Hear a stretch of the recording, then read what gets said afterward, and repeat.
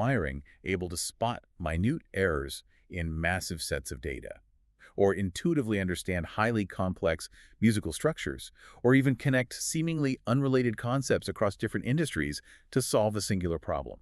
And the crown jewel of these cognitive strengths is hyperfocus. When an ADHD brain is genuinely, intrinsically interested in a topic, it enters a flow state of mastery that defies standard productivity.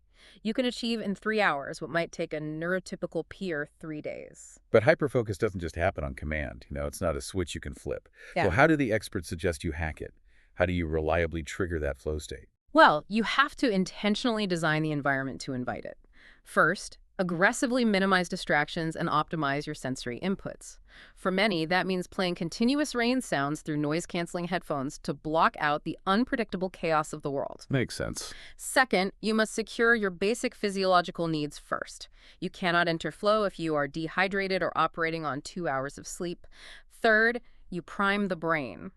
Use a specific physical movement or a familiar playlist to signal to your nervous system that it's time to shift gears into the attention tunnel. And when it comes to the actual work, the sources say you shouldn't start with the hardest part of a project, right? Exactly. Start with a small, highly engaging, easy task to build immediate momentum. And finally, leverage the ADHD side of your brain by embracing novelty. Introduce a new software tool, move to a new location, or turn the task into a mini game to spark that initial hit of dopamine. Every superpower has its kryptonite, though. If you enter that deep attention tunnel, what is the risk? The clinical term for the risk is a hyperfixation hangover. A hangover. Yeah. The danger of profound hyperfocus is that you become so deeply absorbed in the tunnel that you lose interoception. Interoception being your brain's ability to perceive your body's internal physical signals. Yes. You completely stop feeling hunger, thirst, or fatigue. You forget to eat, you forget to drink water, and you don't even realize you need to use the restroom. When the project is finally done and you break focus, your physical body crashes catastrophically. So how do you stop that from happening? To mitigate this, you have to establish external guardrails. Use visual timers to force yourself to look away from the screen. Break down massive tasks so there are natural stopping points. And establish transition rituals like a specific stretch or drinking a glass of cold water to gently guide your nervous system out of the deep dive without jarring it. So what does this all mean?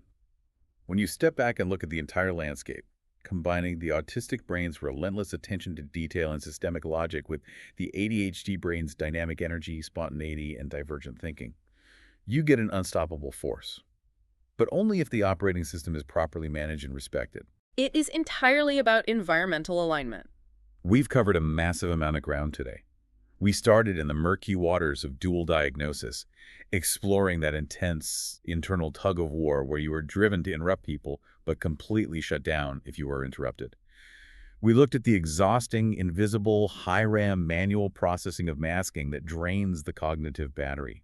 Which is just so critical to understand. Right. And we unpacked the real biology of autistic burnout, understanding that your nervous system gets locked in night vision mode, and you cannot just toughen up your way out of it.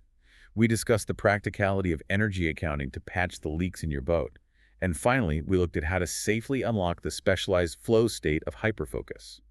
The overarching theme here is that managing this unique wiring is about working with your biology, not fighting against it. If we connect all of this to the bigger picture, it raises an important question, one that I hope you, the listener, continue to chew on after this deep dive concludes. If neurodivergent brains are capable of such profound deep work, such intense passion, and such brilliant creative problem solving, are conditions like ADHD actually disorders in the medical sense? Or are we simply pathologizing incredible, highly specialized human minds just because their energy cycles don't neatly fit into a modern, rigid, continuous 9-to-5 industrial schedule? That is the absolute perfect question to end on.